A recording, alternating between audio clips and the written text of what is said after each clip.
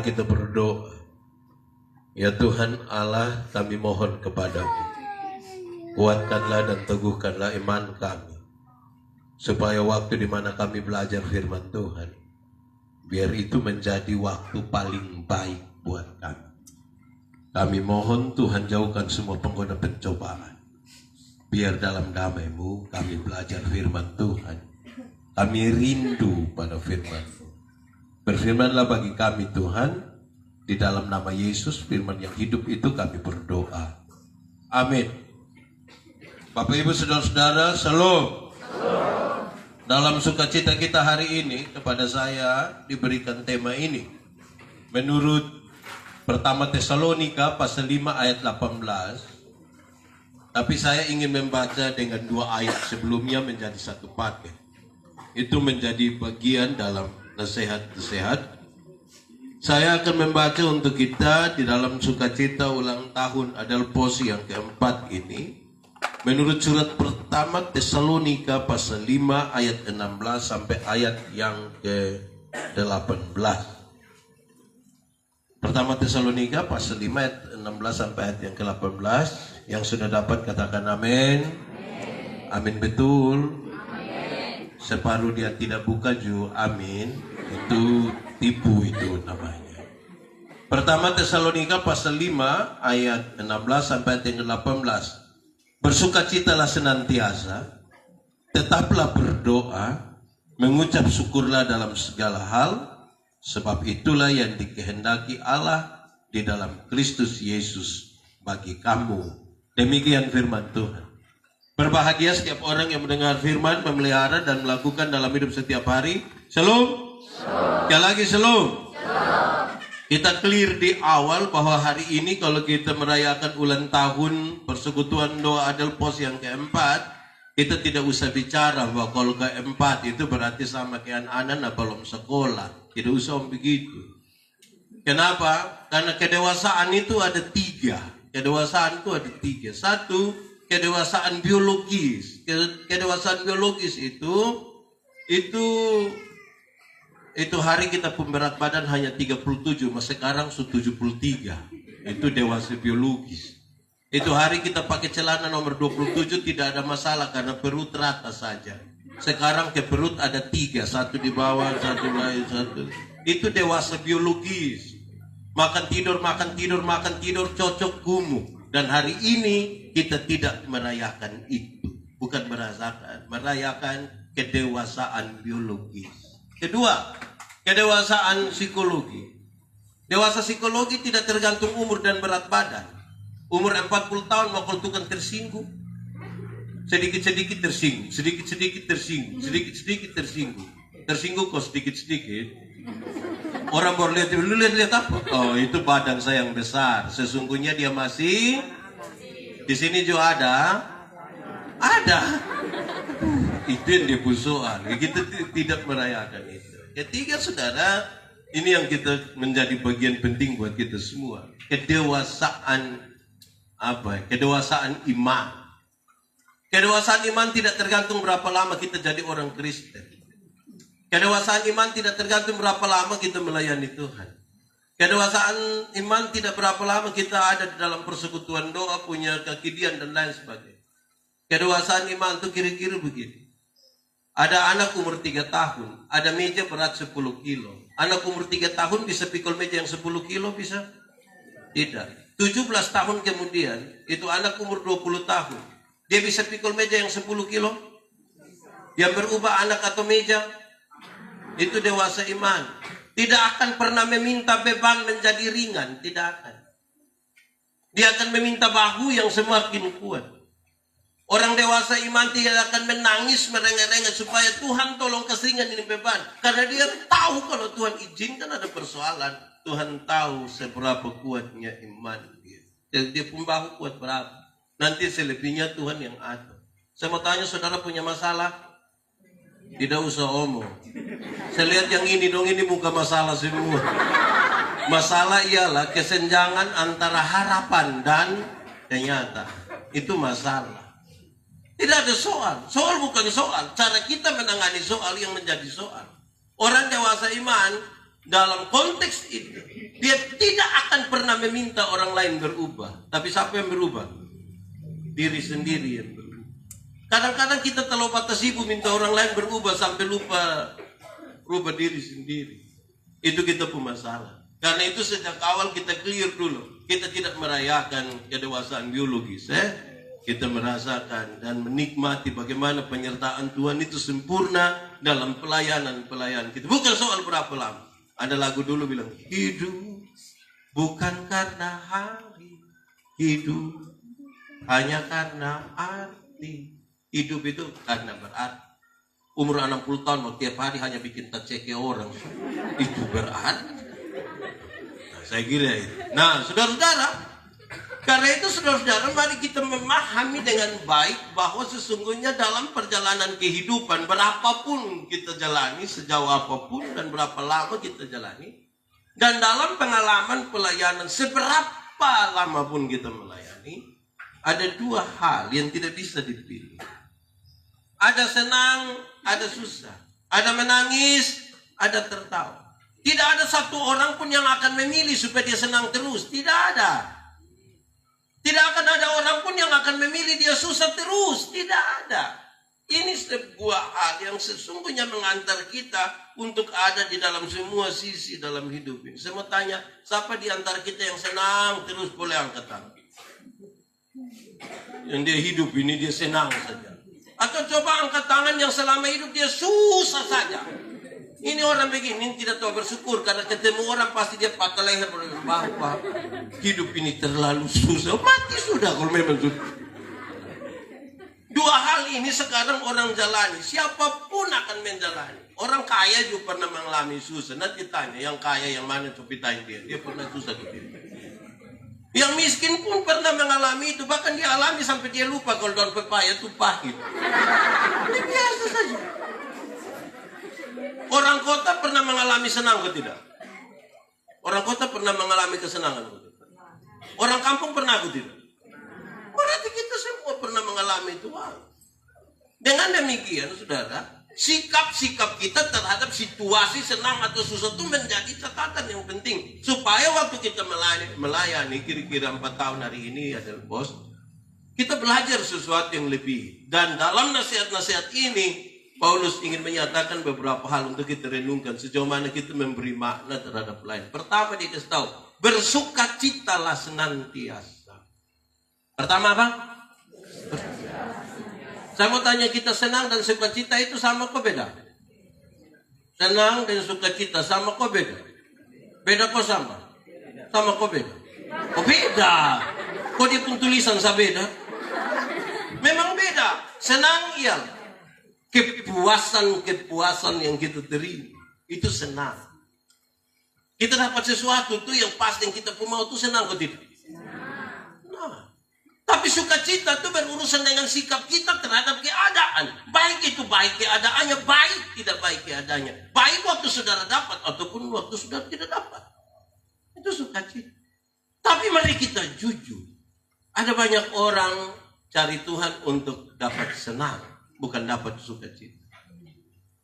Ada banyak orang kepingin senang, dan karena dia kepingin senang itu dia suka banding-banding dia hidup dengan orang lain. Ikut Tuhan kok dia tidak pernah gereja, kok bisa dia hidup lebih baik.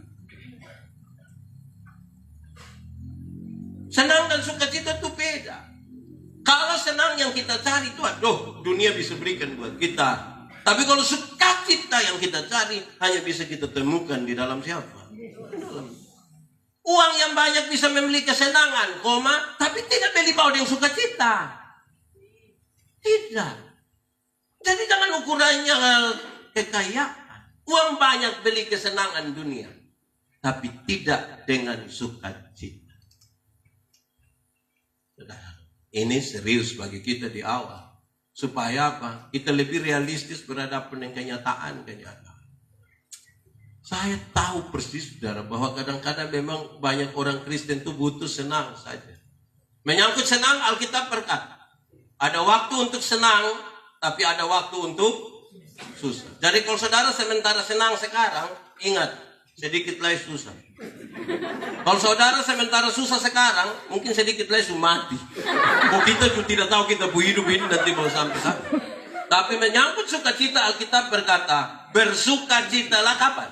Senantiasa. Kapan? Senantiasa. Mau susah kok senang, yang penting senang itu bagian dari sukacita. Tapi senang itu bukan sukacita. Sama ke ban itu bagian dari oto. Tapi ban itu bukan oto. Supaya jangan baru naik ban kira dia sudah naik oto. Jadi kalau saudara bilang sukacita, sukacita itu sikap. Sikap terhadap keadaan. Yang dimana tadi saya tanya, bilang saudara ada masalah kok. Saudara bilang ada toh. Sikap kita lebih penting. Orang kalau punya masalah, dia di dalam Tuhan, ini berarti dia punya iman. Kalau dia punya iman dan dia mau sukacita, semua orang percaya, orang tidak percaya, orang kaya, orang miskin, orang kota, orang kampung, semua punya masalah. Yang punya iman itu, ini bawa dia dan dia punya masalah datang di Tuhan. Karena orang yang tidak beriman tidak akan pernah bawa dia punya masalah datang di Tuhan. Yang beriman bawa datang di Tuhan. Selanjutnya, dia punya keadaan bukan dia yang tentukan. Siapa tentukan? Tentukan. Orang beriman bahwa dia yang punya masalah datang pada Tuhan, bukan bawa pipolse. Ini serius ini. Saudara, ini sukacita ini serius. Om Yas kasih duduk di sini. Om Yas, saya dan dia ada pemarah ini sebenarnya. Ada satu waktu, beliau masih ketua Pertuni. Dorang bikin gabungan tunanetra. Dorang bikin KKR 3 hari. Terus dong kasih saya khotbah 2 malam di Tedis. Saya bilang lu maksud apa? Pas saya mau bangun khotbah di malam pertama, saya bilang dia, Om Yas mau atau tidak kalau Om Yas bisa melihat. Dia buta. Om Yas mau atau tidak bisa melihat. Dia ketawa. Saya bilang ketawa apa? Saya butuh yang kau jawab bukan tertawa. Terus saya bilang begini, Om Yas, kalau ini malam Tuhan bikin mujizat, Om Yas bisa melihat. Om Yas mau atau tidak? Dia bilang kepada saya begini, pendeta, melihat atau tidak melihat itu tidak penting lagi bagi saya.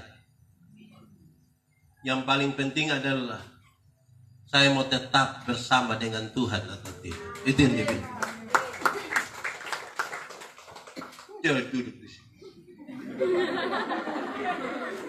Saya bawa dia 1 malam pulang dari pelayanan di Amerasi Timur. Kami di atas mobil. Saya pun mobil punya ban belakang itu seterape. Ban dalam dong keluar. Saya tidak mau kasih tahu dia. Pasti dia perasaan dengan saya. Saya santai-santai sah. Tapi saya pikiran ini. Kami sampai di Oesau. Terus saya tanya, saya sudah ngantuk. Itu sekitar jam 1 pagi mungkin. Saya bilang, tidak, jam 12. Saya bilang, Om Yas, minum apa? Apa sebab apa? Oh, sudah. Tapi beli ke situ, saya pikir dia duduk santai-santai di atas oto ini, bayangkan. Saya diturun beli ini minuman, saya berdoa, Tuhan tolong, sebab ini tiba-tiba pecah ini, ban kita pusing. Datang kami 2 minum sama-sama, saya antar dia sampai dia ke rumah di Naimata, saya pulang sampai rumah, pas parkir oto, baru itu ban pecah. Memang dia terlalu. Tapi saya mau kasih tahu saudara jangan berpikir kalau melayani Tuhan itu pasti senang-senang saja. Jangan pikir begitu. Ada banyak masalah. Ada seorang pendeta di pelayanan, bulan datang hujan besar. Tahu hujan? Tahu hujan. Kilat guntur semua naik. Dia berdoa, Tuhan kalau bisa kasih berhenti ini hujan tambah. Dia protes sama Tuhan, bagaimana saya pulang pelayanan, saya melayani atas nama Tuhan, kok ini hujan jalan terus. Dia pikiran karena ada lewat hutan besar, ada kilatan ini petir itu buat dia lari sedikit, kilatan itu buat dia lari sedikit. Sampai rumah dia subasa kuyup, dia marah-marah, Tuhan, kok kenapa bisa begitu? Tapi kemudian dia berpikir, Kok bisa saya sampai rumah? Apa yang buat dia bisa sampai rumah? Jawabannya ringan saja. Ternyata itu kilatan petiri yang kayak bleach itu. Itu yang buat dia bisa lari-lari kecil sampai rumah. Kenapa kita mau jalan dengan generator ke mana? Kalau buat cari senang. Jadi ini serius saudara, untuk orang memahami sukacita itu seperti apa. Karena masih banyak orang percaya cari Tuhan itu untuk kesenangan, bukan sukacita. Akhirnya kalau belum kaya itu belum beriman itu. Nah, kayak apa? Jadi saudara-saudara, mari kita belajar di awal.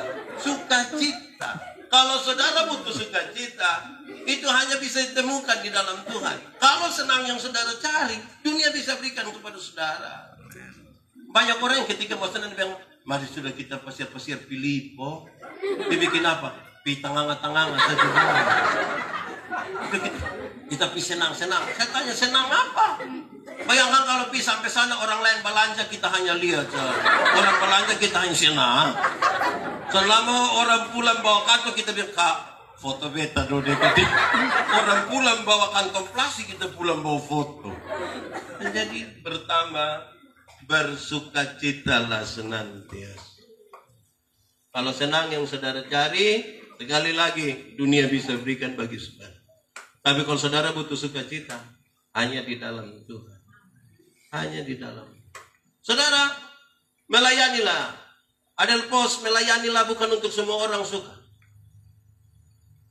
Supaya saudara senang. Tidak usah. Yang paling penting kemuliaan Allah dinyatakan. Beberapa orang ketika saya pelayanan, saya keliling banyak tempat untuk pelayanan. Pak Pendeta, jangan terlalu keras, orang tidak suka. Tidak apa-apa. Ya nanti bagaimana kalau nanti jemaat merah? Tidak apa-apa. Kok kenapa? Tuhan Yesus itu datang langsung. Tuhan Yesus datang langsung. Masih banyak orang tidak suka. Bahkan tolak, bahkan bunuh. Itu yang Tuhan Yesus. Apalagi jadi yang bagaya. Kalau Tuhan Yesus seorang masih tolak model kebeta lain. Aduh. Tapi itu dengan maksud jalan di jalan yang benar. Jangan bukan asal-asal sejuga. Yang benar. Pasti banyak orang tidak suka. Tidak apa-apa. Saya bilang kepada jemaat, kamu tidak suka saya. Tidak apa-apa. Karena yang paling saya takut itu kalau saya punya istri yang tidak suka saya. Itu pulang saya tidur di mana? Jadi jangan melayani untuk dapat kesenangan. Lama-lama bukan Tuhan pakai kita. Kita yang pakai kembali Tuhan. Dan ini dunia ini susah sampai di titik itu. Bukan lagi Tuhan pakai manusia. Ada juga yang masih Tuhan pakai. Tapi ada yang suka pakai kembali Tuhan. Jadi hati-hati supaya kita tidak jatuh di situ. Bersukacita. Senantiasa. Kedua, tetaplah berdoa. Saudara tiap hari berdoa kok. Doa apa? Doa makan tidak apa-apa. Yang penting berdoa. Dia pun soal bukan sikap saudara berdoa. Apa yang saudara paham tentang doa itu lebih penting. Saya mau kasih tahu saudara, doa bukan kata-kata. Saya mau kasih tahu saudara, doa bukan kata-kata. Doa relasi. Doa itu hubungan, bukan kata-kata. Masih banyak orang berkata-kata bukan berhubungan. Banyak orang sibuk dengan mengumpulkan kata-kata, bukan membangun relasi. Kalau saya dengan Pak Adi, kami dua punya relasi, kami dua saling kenal, kami punya hubungan. Saya jalan kaki, Pak Adi naik motor, ketemu saya di jalan, tanpa saya minta dia berhenti, tanpa saya minta. Tapi kalau kami dua tidak saling kenal, kami dua tidak ada relasi apa-apa, saya jalan kaki, Bapak Tuan naik motor, ketemu saya di jalan, Bapak Tuan berhenti juga, dia lihat saya, baru dia bilang, ojek om.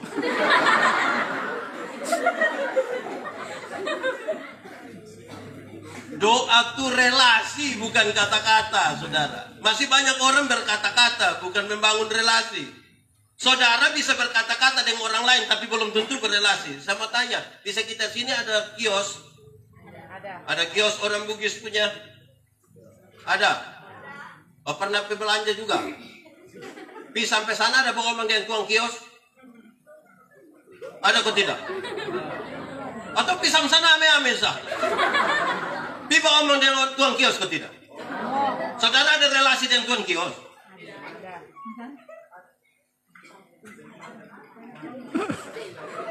Mulai pusing sudah. Saudara kenal dia? Oh, kenal Oh, paman kenal baik. Luar biasa. Semua paman tak kenal. Ya, saudara lihat, doa bukan kata-kata. Doa relasi.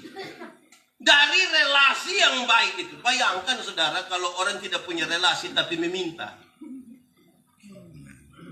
Banyak orang rindu meminta kepada Tuhan tapi tidak punya relasi dengan Tuhan. Kita bermasalah kok. Bangun duluan relasi. Kalau relasi itu baik, kata-katanya ringan.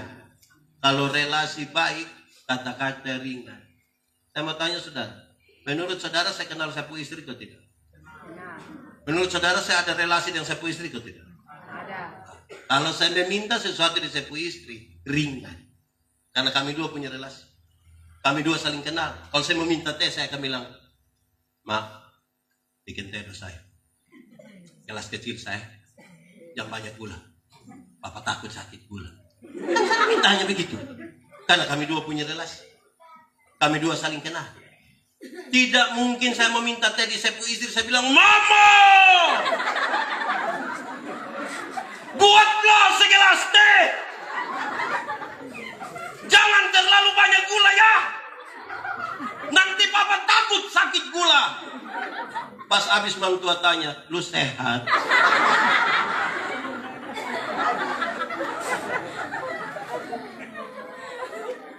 Kekuatan doa. Kekuatan doa. Bukan pada waktu kita menangis. Bukan pada waktu kita berteriak. Tapi pada waktu kita menyerahkan beban kepada Tuhan. Itu kekuatannya di sini. Saudara bawa pisang satu karung. Saudara berdoa, Tuhan kirim autotrek satu dulu. Tuhan kirim autotrek. Terus saudara bilang, puji Tuhan, amin, haleluya. Senaik di atas itu autotrek, kas turun itu karung ke oto yang bawah. Jangan sudi autotrek le masih pikul karung begini lagi. Amin kok. Saudara tidak amin tuh, ini amin. Karena mau kasih Tuhan yang atur. Adakah di antara kita bisa atur dirinya sendiri? Ada seorang penjual es, seorang penjual payung. Dua-dua berdoa sungguh-sungguh. Yang penjual payung berdoa sungguh-sungguh supaya hujan terus. Bahwa payung laku. Yang penjual es doa sungguh-sungguh supaya panas terus. Supaya menurut saudara mana menang? Menurut saudara mana menang? Es ko payung? Es ko payung? Beta yakin saudara penjual es.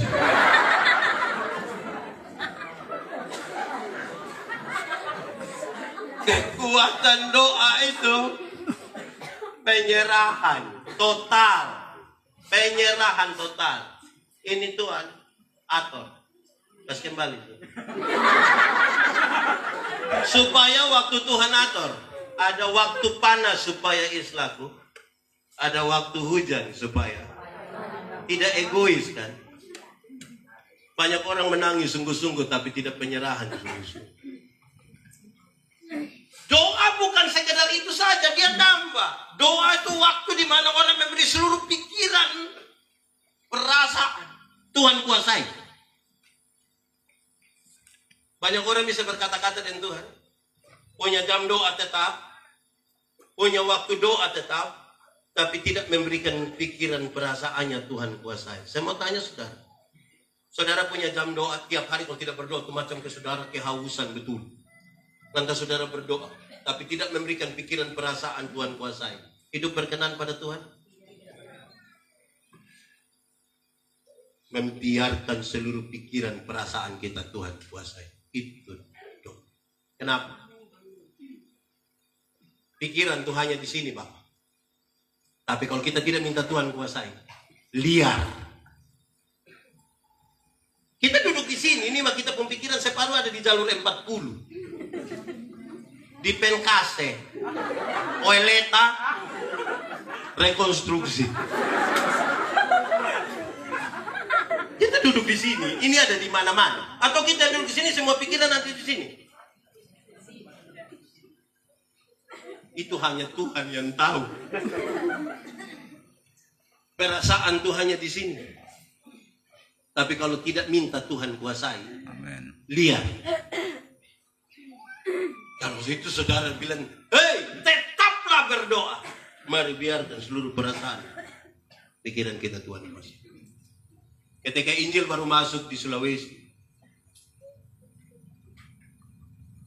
orang-orang kampung bilang begini, kepala kampung bilang begini, hei, apa kau berdoa nak tutup mata? Kamu orang Kristen ini kalau berdoa tutup mata, musuh datang kamu mati semua.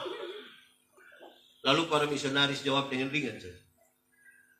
Waktu kami tutup mata, kami berkonsentrasi, membiarkan seluruh pikiran dan perasaan kami hanya tertuju kepada urusan nanti mati kau tidak, toh nanti juga Tuhan yang atur. Ada yang hidup, ya sudah sakit-sakit, mati. Ada yang sakit-sakit kok kita tunggu-tunggu kapan dia mau serahkan sertifikat. Kok dia sudah mati-mati.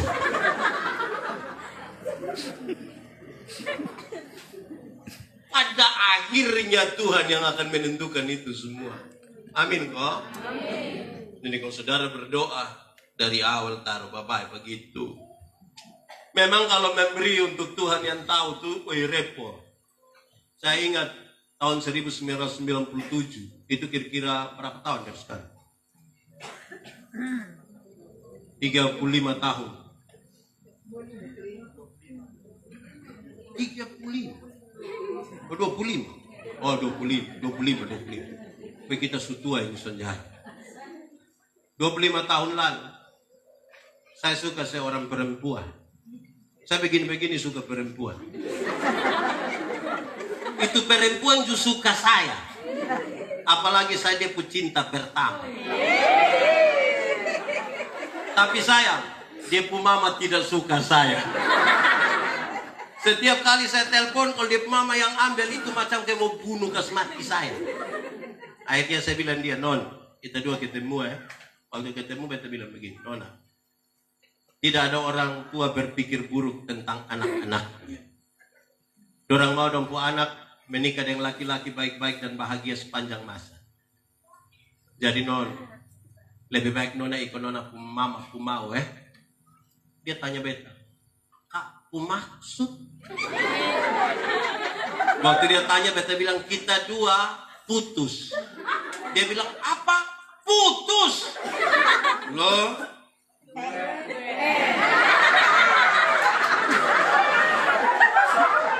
Waktu omong putus tuh pendada begini.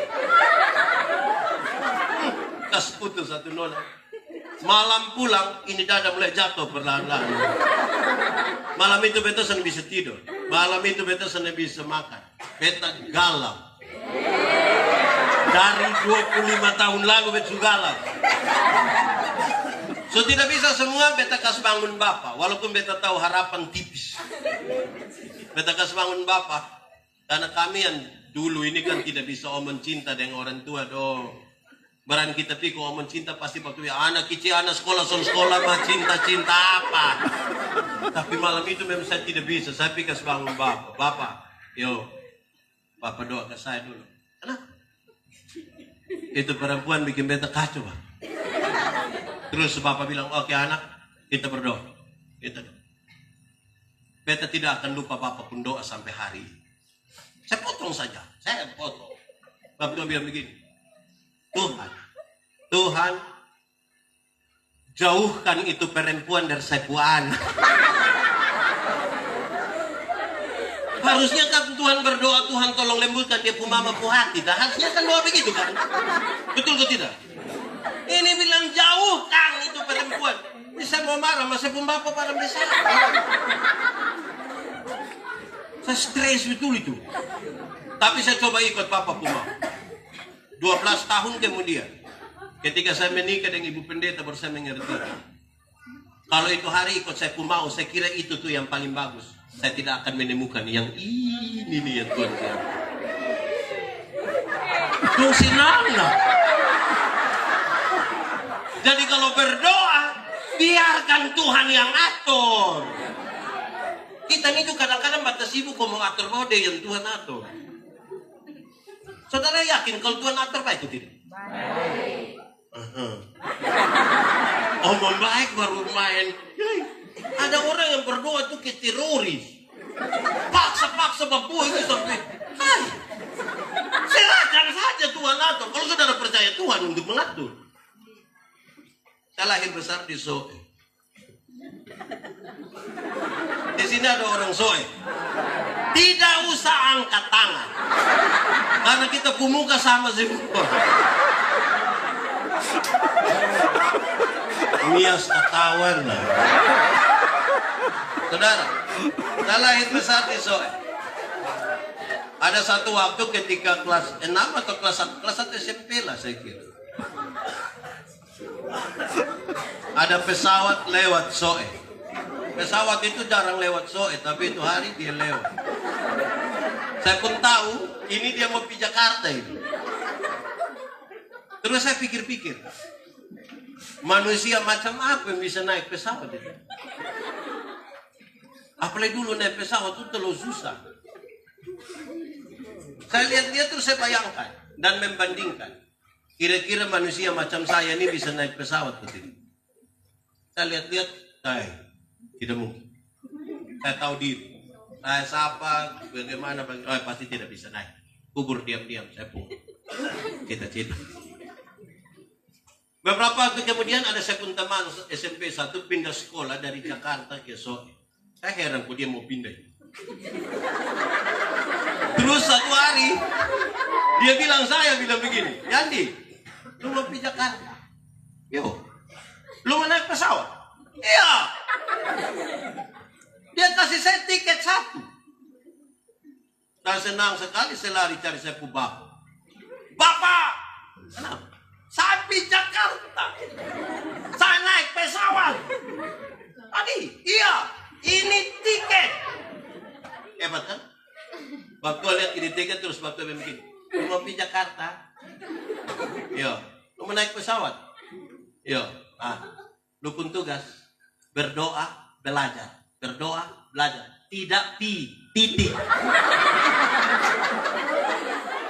Lu pun tugas. Berdoa, belajar. Berdoa, belajar. Tidak titik. Bapak, harusnya Bapak tahu bahwa ini sebuah peluang. Doalah. 16 tahun kemudian. Sampai hari ini. Saya naik pesawat dalam jumlah yang tidak bisa dihitung. Nah, itu tidak beli tiket, orang lain yang beli. Saya memahami satu firman yang bilang, apa yang tidak pernah dilihat dengan mata, tidak pernah didengar oleh telinga, bahkan tidak pernah terpikirkan dalam hati, disiapkan Tuhan bagi orang-orang yang mengasihi. Jadi kalau berdoa, kasih Tuhan yang atur. Di situ baru saya paham. Dia kasih saya tiket 1 sah untuk pi. Pulang tidak. Jadi saudara, kalau berdoa itu sungguh-sungguh. Yang disebut sungguh-sungguh itu bukan waktu saudara menangis. Bukan waktu saudara berteriak. Waktu saudara sungguh-sungguh serahkan. Ini Tuhan. Saya tambah 1 Saya semua pulang ke Sujau. Saya melayani di Alor. Ada satu waktu saya rindu mau ketemu satu keluarga. 2002 sampai 2004 saya ada di Alor. Saya pergi. Ternyata jam 9 malam dan tidur semua. Saya marah. Manusia apa? Kok jam begini tidur? Saya pulang. Besok jam 10 pagi saya datang. Orang sepenuh di itu. Saya tanya, kenapa kok banyak-banyak di sini? Bapak, ibu di ini rumah sudah mati. Tahu mati? Meninggal tuh yang mati begitu. Dong so habis kas mandiin mam tua suka pakai kebaya putih, sarung alon. Dong kas masuk di satu kamar begitu, udah duduk menangisi. Saya pergi sampai sana, dia suami tahu bilang saya datang. Dia suami keluar bawa dompu anak kecil 3 orang. Dia suami berlutut pegang saya pun kaki. Bapak, yo, saya mau buat apa ini anak 3 orang? Saya bilang, saya tidak tahu. Memang saya tidak tahu. Kok dia pun bapak kandung saya tidak tahu kenapa saya harus bikin kita. Tidak usah beri harapan semula kepada orang lain, toh. Kok dia tidak tahu, saya tahu. Terus dia ajak saya masuk. Saya tahu dia sedikit kecewa. Tidak apa, kok memang saya tidak bisa berikan harapan apa. Masuk, dia bilang, Bapak berdoa Yuk. Tapi di pintu saya berdoa kalimat pendek saja dengan iman. Saya bilang, Tuhan, jangan kecewakan iman kami. Amin. Saya duduk kembali. Belum 5 menit, orang-orang dari kamar itu lari keluar semua. Kenapa? Ibu ini bangkit. Benar Pak. Dia semua bangun lari. Dia bangun, dia jalan menuju saya. Dia bilang, Bapak, saya jalan terlalu jauh, saya haus. Saya bilang, lihat kas dia air karena saya takut. Ya kok orang mati bangun jalan menuju saudara-saudara kita. Berita beredar saudara, Pak Manobe itu kalau berdoa orang mati, itu saya jalan begini. 3 hari kemudian ada anak muda satu datang ke rumah. Saudara tidak usah berdoa udah berhenti biar saja. 3 hari kemudian anak muda satu datang di rumah. Dia bilang begini, Bapak, yo, nenek sakit berat. Tapi yang tadi lupa maksud, Bapak doa dulu. Tapi yang kenapa tidak? Oke, kita berangkat sekarang. Let's. Kami sampai di sana, itu nenek ada duduk begitu, tidur begitu. Pas sampai dia bilang, Bapak, silakan doa. Saya bangun dengan iman yang sama, dengan kalimat yang sama. Saya berdoa, Tuhan, jangan kecewakan iman kami. Amin. Saya duduk kembali. Belum 5 menit, itu nenek mati. Tidak hidup lagi sampai hari ini, tidak. Baru 3 hari lalu saya berdoa bagi yang mati, hidup sampai hari ini. Justru yang hidup, di situ baru saya mengerti. Tugas kita berdoa, bukan turut menentukan. Ada banyak, saya masih di kantor Senode, saya mendampingi lebih dari 5.000 kelompok persekutuan doa. Ada yang berikan harapan abu-abu kepada kita. Mari kalau bab tua yang berdoa sekali, mang tua yang berdoa 2 kali, dan kakak tua yang berdoa 3 kali. Sebenarnya siapa yang berikan kuasa itu? Siapa? Jangan bikin untuk rampas kemuliaan Tuhan, Karena itu godaan terbesar dari orang-orang yang melayani Tuhan. Dia kadang-kadang menempatkan dirinya. Dia kira dia yang Tuhan. Hati-hati di sini. Tetaplah berdoa. Ketiga terakhir. Apa dia bilang? Kita pun tema. Mengucap syukurlah dalam segala. Ucap syukur. Saudara, ucap syukur. Kenapa mengucap syukur Tuhan mau? Dalam segala hal itu bukan berarti waktu baik sah. Waktu sun baik juga. Atau yang baik sah. Tuh bilang segala hal. Mengucap syukurlah dalam segala hal. Dia mau kasih tahu kita. Cara terbaik menikmati hidup ini adalah bersyukur. Siapa tidak tahu bersyukur tidak akan menikmati hidup ini. Kenapa? Manusia selalu ada rasa ketidakpuasan. Hati manusia ini lebih besar dari alam semesta. Artinya, ini dunia dan segala isinya isi di hati manusia itu nanti kurang. Karena kita pun keinginan terlalu kuat. Cara untuk menutupi itu hanya satu, yaitu apa? Bersyukur. Sukacita habis. Bersyukur. Kenapa saudara bersyukur? Bersyukur itu sekali lagi cara terbaik menikmati hidup. Kenapa? Ada banyak orang tidak tahu bersyukur. Akhirnya dia hanya membandingkan hidup dan pengalamannya dengan orang lain. Contoh, itu hari jalan kaki dia berdoa, Tuhan, kalau bisa kasih sepeda satu kok. Tuhan kasih sepeda satu, dia senang sekali, dia naikin sepeda 2-3 bulan dia berdoa lagi, Tuhan, naik sepeda memang enak, tanjakan di situ di atas itu, Tuhan, itu kita kaki dong. Jadi aku mau, kalau bisa kasih motor satu kok Tuhan, Tuhan kasih motor satu. Naik 5-6 bulan dia berdoa ulang, Tuhan, naik motor memang enak, tapi saya punya istri berat 80 tuh. Anak dong 3 orang baru montok-montok semua. Setiap kali motor bunyi dong 4-4 mau naik motor. Motor bawa masalah baru dalam kami rumah tangga. Jadi yang kau mau? Kalau bisa oto satu, pick up Dubai. Tuhan kasih oto satu. Naik 1 tahun dia berdoa ulang. Tuhan, naik oto memang enak. Mam Tojo naik, dia duduk di muka. Tapi anak nona yang pertama suka kawin orang rote, gulung tinggal di rote Tuhan. Masa mau pirote pakai pick up Tuhan? Jadi yang kau mau? Kapal feri satu kok Tuhan. Tuhan kasih kapal feri satu, pirote, lihat anak mantu, lihat cucu, lihat anak kandung. Ulang dia berdoa ulang lagi, Tuhan, naik feri memang sampai rote, tapi dipuku apu. Jadi yang kau mau? Kalau bisa kasih helikopter satu kok Tuhan. Tidak ada yang salah. Kau memintanya juga kepada Tuhan.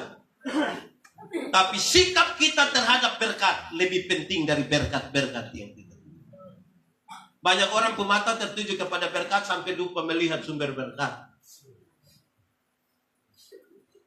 Kadang-kadang kita ini terlalu kepo dan tetangga dong punya kekayaan sampai lupa bahwa kita juga Tuhan ada kasih berkat yang kita. Ada orang dapat berkat, tapi dia juga punya masalah. Amin kok. Jangan hanya lihat dia punya berkat, masalah juga pun. Sama kayak kita juga. Ada berkat atau tidak kita? Lalu tidak ada masalah. Oh ada. Lalu kenapa kepo dan itu orang punya? Jadi mengucap syukur cara terbaik untuk kita menikmati hidup. Nah saudara tahu, orang mengucap syukur itu, dalam mengucap syukur itu ada doa. Dan itu waktu di mana semua pribadi kita tuh tertuju pada Tuhan. Itu syukur dia pun nama. Seluruh pribadi kita ini tertuju pada Tuhan. Ada orang bisa ungkapkan syukur dalam ibadah, tapi hatinya tidak tertuju pada Tuhan. Ada mama-mama dong yang kita khotbah satu di satu syukur, pas khotbah pas habis kita bilang, saudara-saudara, kita satu hati dalam ungkapan syukur bersama-sama dengan keluarga. Pas kita mau doa begini, mama-mama dong langsung rame-rame pi belakang. Terus pi belakang terus ini, memtua bilang, siap sudah, siap. Sudoa safak. Ini buat tadi suka sepanas. Padahal hanya kacang berini doang. Kita pusing berdoa, dia pusing dan dia pun kacang berini doang. Syukur itu seluruhnya. Kita mau kasih. Saudara jangan pikir saudara duduk di tenda syukur ini betul-betul hati ada duit silahkan di Tuhan. Belum tahu. Karena kan sebagai pendeta, saya sekarang sudah jadi pendeta jemaat. Karena kan saya pikir aneh. Ibadah syukur. Kita pergi waktu ibadah orang sedikit. Pas makan.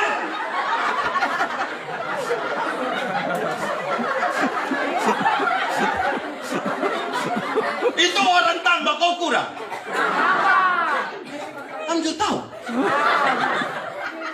Saudara hati-hati supaya kita memahami syukur itu ada tempat. Saya pun teman satu, teman majelis di agama. Dia kaget saya dengan satu kalimat kecil. Dia bilang dia seorang kasih saya ini gula-gula satu, kok kami dua makan ini. Dia makan dia punya, saya makan dia saya punya, bukan kami dua makan yang dia kasih saya. Dia sorong pas saya makan, terus dia bilang begini, Pak Pendeta, kenapa kalau kita nih di meja makan kok ada daplian nasi itu kok doa makan, Pak? Maka kalau gula-gula kita doa makan. Kita lihat dia jangan sampai ngomong kita.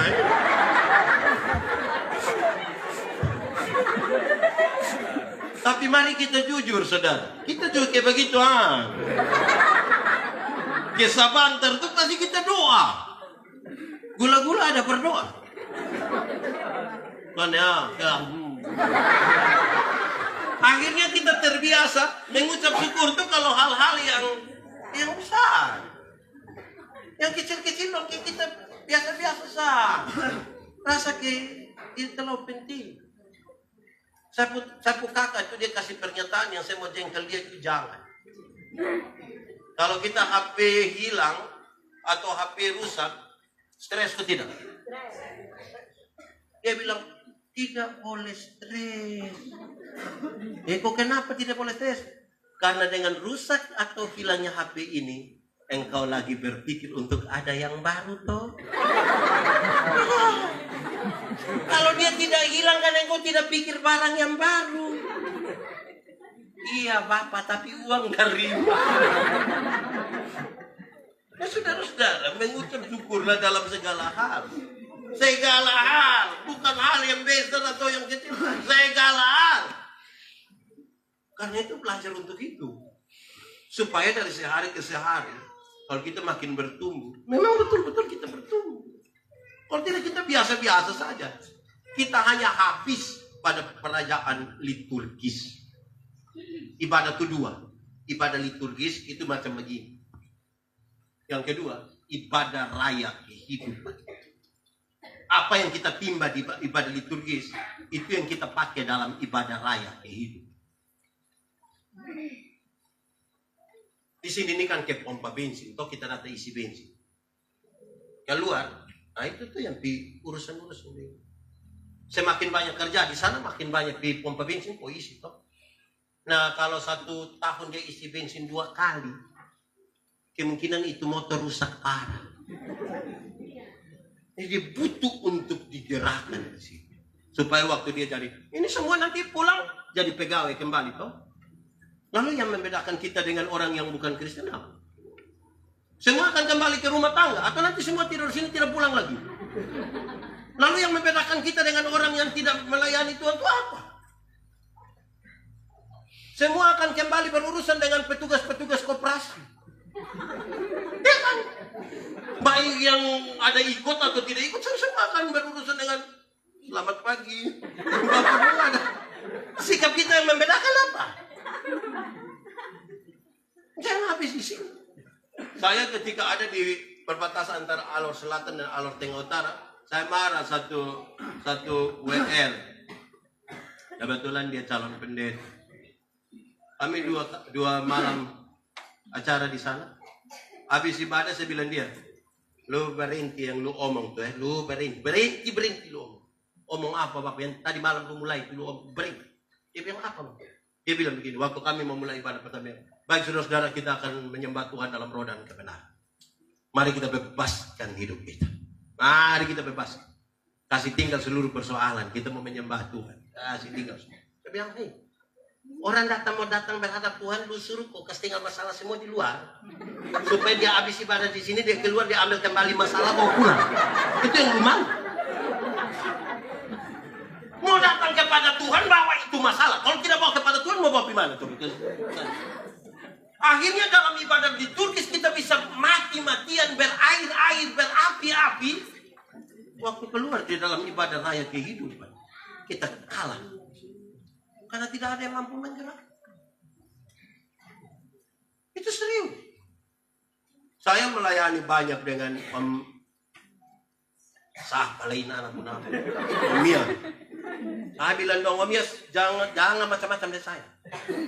Saya kadang-kadang ambil dong muat di otot, saya bawa pasien. Saya bilang, kamu macam-macam deh, saya kasih keliru kamu.